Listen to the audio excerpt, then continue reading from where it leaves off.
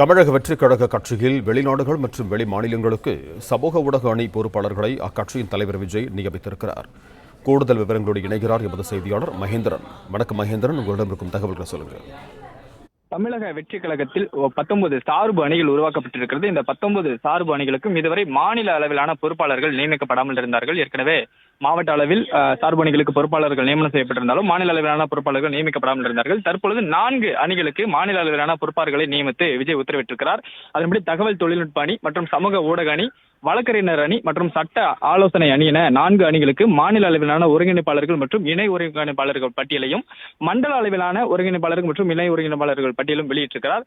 இதில் முதல் முறையாக இந்த அறிவிப்பு வெளியிட்டிருக்கக்கூடிய நிலையில் இந்த சமூக ஊடக அணியை பொறுத்தவரை வெளிநாடுகள் மற்றும் வெளி மாநிலங்களுக்கு பொறுப்பாளர்கள் நியமனம் செய்யப்பட்டிருக்கிறார்கள். குறிப்பாக UK, US உள்ளிட்ட வெளிநாடுகளுக்கும், கர்நாடகா, ஆந்திரா, மகாராஷ்டிரா, டெல்லி உள்ளிட்ட வெளி மாநிலங்களுக்கும் ஒருங்கிணைப்பாளர்கள் மற்றும் இணை ஒருங்கிணைப்பாளர்கள் பொறுப்பாளர்களை நியமித்து விஜய் உத்தரவிட்டிருக்கிறார்.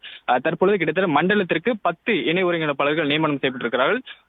மீதம் இருக்கக்கூடிய சார்பு அணிகளுக்கும் விரைவில் இந்த பொறுப்பாளர்கள் நியமனம் செய்யப்படுவார்கள் என்ற தகவலும் தமிழக வெற்றி கழகம் சார்பில் சொல்லப்பட்டிருக்கிறது.